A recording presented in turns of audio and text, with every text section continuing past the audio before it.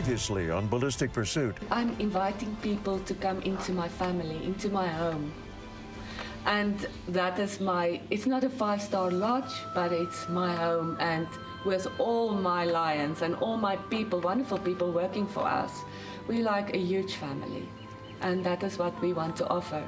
Members of the crew make themselves at home at Terra Wildlife in South America's Free State, and in turn help rid the area, at least in part, of a major nuisance. I'm like, Texas heart shot, baby. Seen it before. I was like, put one in him, we're good.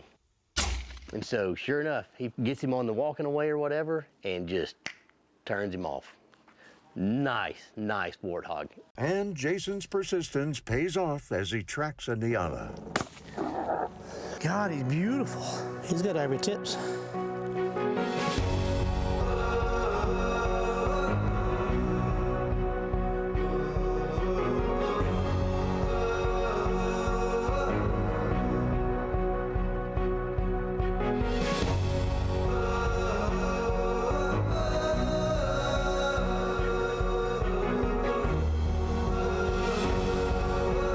This week-long trip has marked a lot of firsts for the Ballistic Pursuit crew.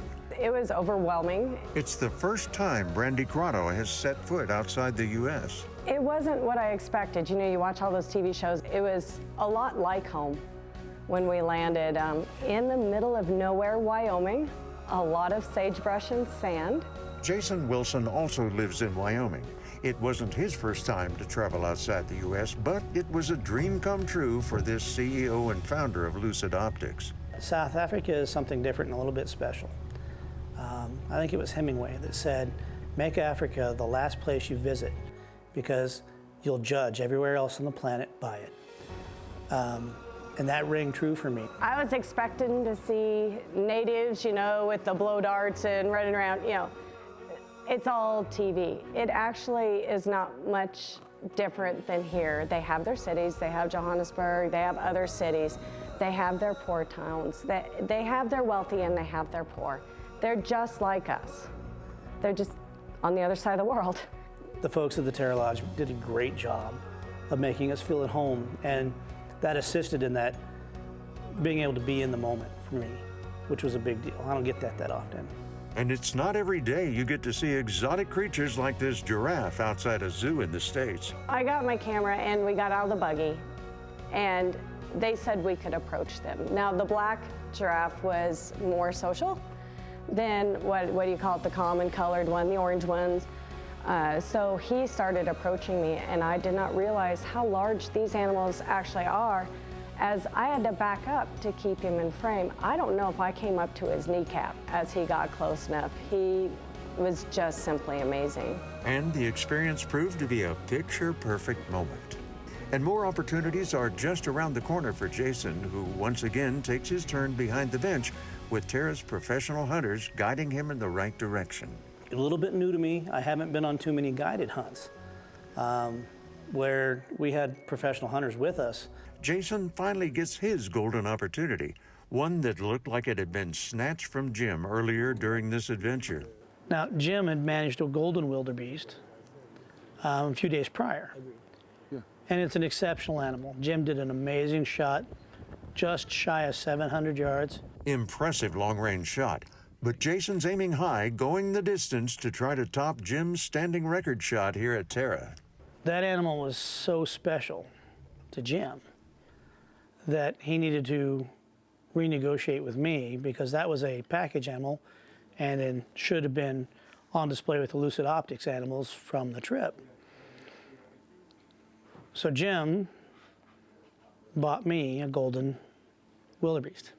With that, we were going to poke a little fun at each other and play a little bit. And the goal was to take the golden at 700 or 710, whatever it meant to break Jim's record. But the morning we got up to do that this morning, the winds were not going to comply. They were heavy and they were swirling. It was just a really bad idea to maintain that mindset and make a long shot that quite possibly was going to be very unethical. So we chose to take a shorter shot, but shoot a bigger one than Jim's. just shy of 300 yards. We reached out and managed one of the most iconic African animals, in my opinion, in the wildebeest. They say we go out and get a look at him, huh? My good. And then it's a rare coloring. It's a golden, which are stunning. And the one that I took had a lot more striping, huge eyelashes and big beard. Up next, as the trip begins to wind down, some members of the Ballistic Pursuit team are heading up, over, and out. Armed with their custom-made Shaw rifles equipped with Lucid optic scopes crafted by the team's leader, Jason Wilson, a Wyoming native. Will the in-flight crew experience beginner's luck? Find out. Lucid Optics presents Ballistic Pursuit, sponsored by Shaw Barrels, proven precision.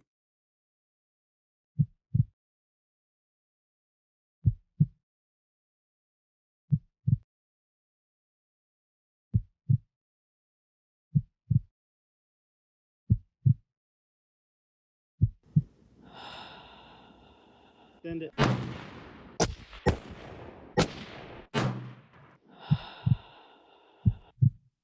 Center punched it.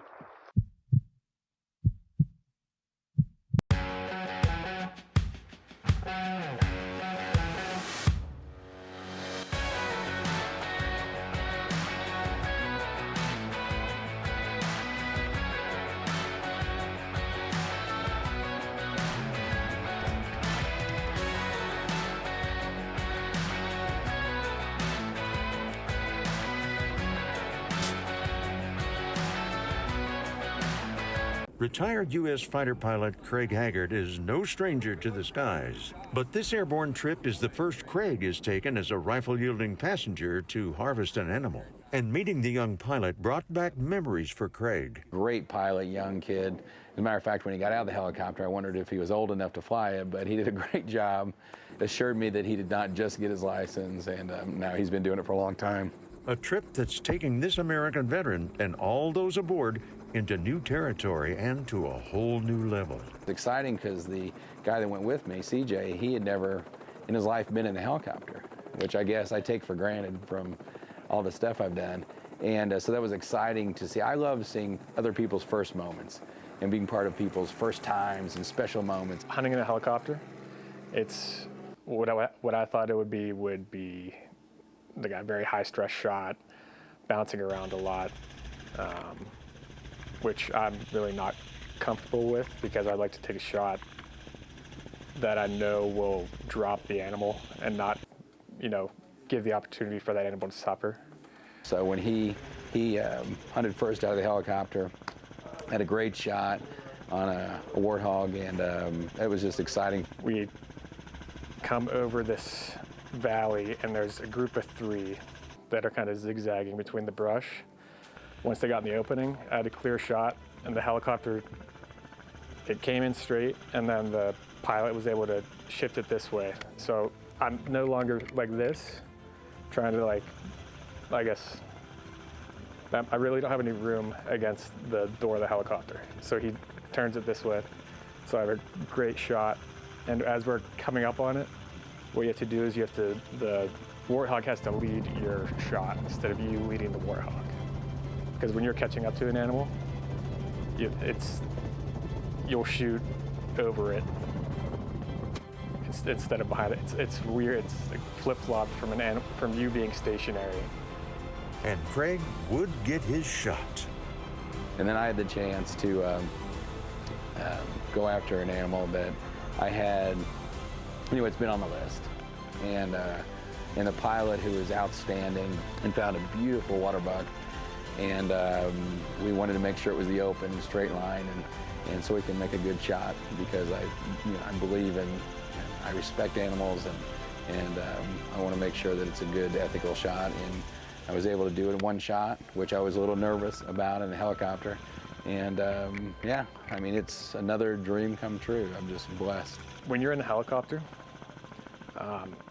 you lead a animal differently when it's going away from you or towards you than you would when you're a stationary shooter and the animal is actually moving. So that was a cool learning experience, and that was something that I executed quite well on that large warthog. So I was pretty happy with that, especially the first time shooting out of a helicopter. That was definitely a different experience that I really enjoyed.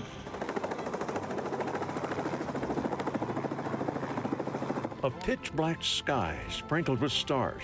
The perfect backdrop as members of the Ballistic Pursuit team gather around a crackling outdoor fire.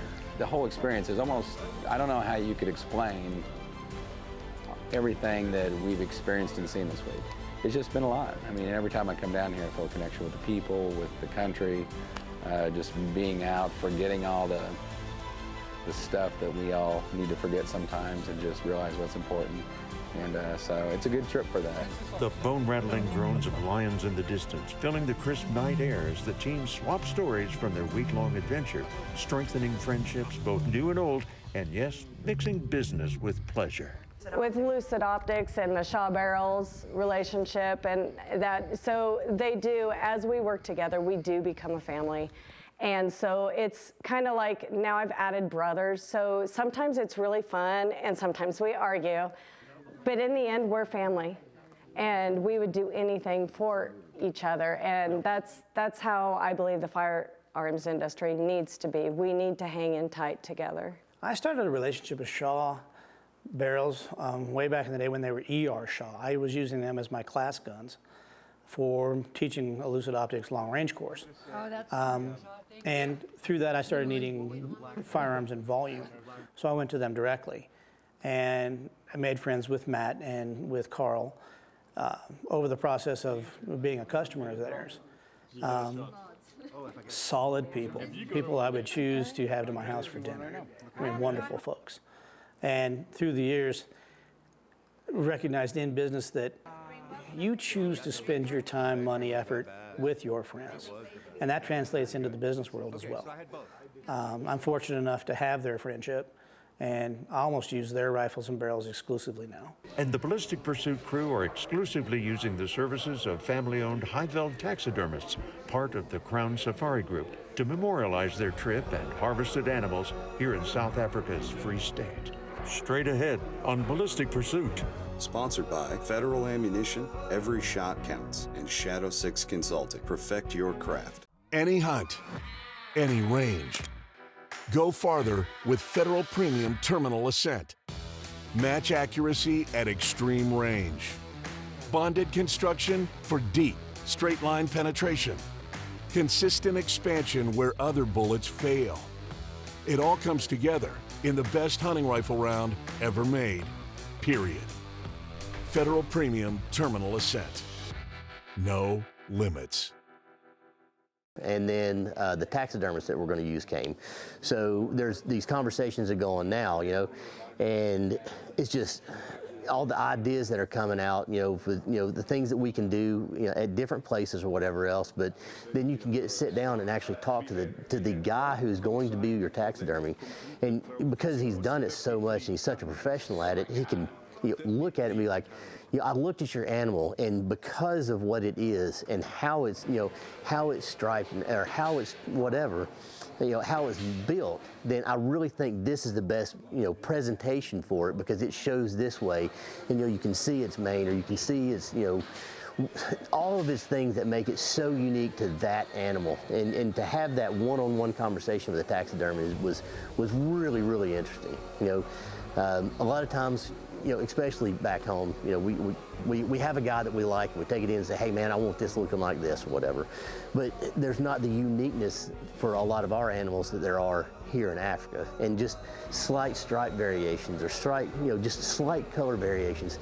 And when you have somebody that can look at that and be like, this is a really unique thing, and here's how you should showcase that. And to have that one-on-one conversation with the guy that's going to be doing it for you was a really, really neat experience as well. We're not just taxidermists in the old sense of the word, where you basically stuff an animal, you put it looking very straight and boring on the wall. You know, we do different things, like we have our own electroplating plant, for instance, where we electroplate the skulls in antique copper or antique nickel. We do our own furniture. We custom carve Zulu shields, so it's hand-carved Zulu shields behind the animal. So it actually becomes a decor item, and not just a memory, but, you know, it's part of the furnishing of your house. So it's not just a room as in the traditional sense of a hunting room where it's just shoulder mounts on the wall and they all look the same. You walk in and, you know, fine, that's all that you shot. And the Ballistic Pursuit crew wasted no time getting down to business when paid a visit by Highveld taxidermist owner Thomas Oxenvine. This is actually furniture. Each piece is custom, so we concentrate more on that. So my dad and I love projects where we actually do something completely new. So that's for us is the greatest. I'm like, no, I never say no. Either we learn and we say, okay, this is going to be great, and we make a mold and we make it a thing, like the Zulu shield. It was a client of mine's idea. So he came by and he said, listen, I'd actually like a Zulu shield, and I know that you can't export the Zulu hides because that's just a cured hide, so that would be not legal to export. So he says, can you carve that out of wood? Highveld Taxidermy, world-class outfit.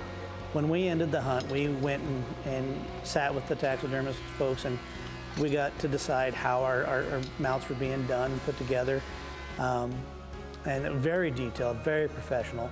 We got a tour of the facility, which was kind of jaw-droppingly awe-inspiring from an operations standpoint. They do everything from start to finish at Highveld Taxidermy. They make their own molds. They tan their own hides. They have artisans that will recreate pieces and parts if they need to. The attention to detail and craftsmanship on that facility was amazing. And then when you consider they employed 300 people in Johannesburg, that's a pretty big operation. And it's a smaller scale operation back in Tara's kitchen, but filled with a lot of activity. All hands on deck as a week's worth of preparations comes to fruition, and Chef Nancy and the cook staff put the finishing touches on tonight's feast. The main attraction, the ostrich Matt harvested on the first day of the trip. But for now, the table's been set, and it's time for the Last Supper. No, these aren't the saints of old, but they do have their own stories to share after a feast fit for a king or queen. Dinner was absolutely amazing. We got to sample each one of the animals that we had harvested. The chef they had there, Nancy, she was fabulous. All the food was amazing. Sponsored by Crown Safari Group and Tacticam. Share your hunt. The Houston Safari Club is for anyone who likes to hunt. It's for the love of the outdoors. It's to give all of us as individuals a voice. Ever wanted to hunt whatever, wherever in the world, somebody in the club has done it and can point you in the right direction. We have met some of our very close friends through Houston Safari Club. I love the Houston Safari Club. I love the Houston Safari Club. I love the Houston Safari Club. Join the Houston Safari Club Foundation. And before the night was over, Jason and the crew turned the tables on their gracious hosts. So as we prepared to go on this trip, I worked with Matt to build a couple of really special rifles. We made 2 rifles, a 6.5 PRC and a 300 PRC, both to the absolute top end of what they normally do. And so they were kind of special rifles right out of the gate. They got sent to me. I got them accessorized up, tuned up, loads made for them, and we bundled all that up and took it to Africa with us. When we arrived in Africa, Rainier noticed the rifles right the minute we got them out of the case, and he wanted to know everything about them. So Matt took the time and ran him through all the information. And then we went out the next day and we used them a little bit. Everything that we shot with these rifles, fairly instant, very humane, dropped where they were. Couldn't have done better. These rifles are extremely accurate, very ethical in how they harvest animals. So Rainier was by default impressed with the performance there of the rifles. And Jason made sure they didn't leave any of their new friends at Tara empty-handed. Being there, as a small token of thank you, we gave those rifles to Rainier and his PHs to use for future hunters when they come in. So they had things that they could trust, that they could rely on. And in that process, this Rainier, he operates this game farm and manages people, a complete diverse set of between trackers and skinners and housekeepers and PHs that he works with. Big tough Rainier teared up when we handed him a rifle. He ate dinner with a rifle sitting beside him. I mean, they were his rifles. He was so proud to have those be his. And so it was a very special experience for Rainier to get rifles like that. And he's seen firsthand their ability. Parting is such sweet sorrow, but the Ballistic Pursuit team leaves their mark as they prepare to head back to the States. Anytime you go and do something of this magnitude with other people, friends or not, through the experience, you're going to gain a relationship. We were fortunate enough to choose to be able to go with Shaw, be out there with some of the folks I know from Crown Safari, have Jim along as talent for the show. Jim Gilliland is an American hero, although he'd never tell you that. After all, what are good friends for? James Gilliland, I get to call him Jim, as he's a friend of mine.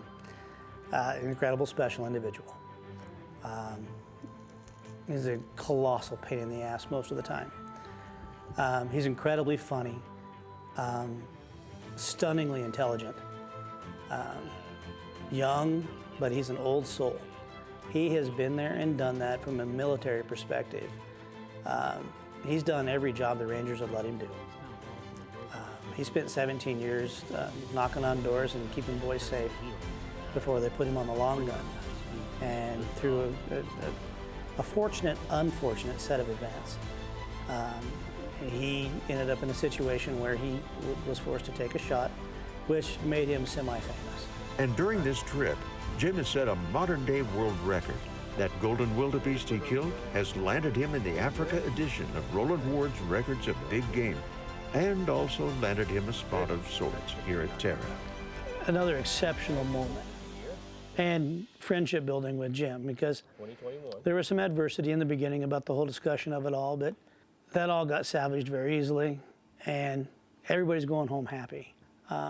These are experiences that I'm going to be hard-pressed to ever reproduce in any way, shape, or form. I had so many firsts. I've had so many firsts that this trip leaves a guy speechless. But all good things must come to an end. And after making memories that will last a lifetime, the time arrives to say goodbye. He's going to look good at the shop. Closed captioning brought to you by Houston Safari Club Foundation. We hunt, we give.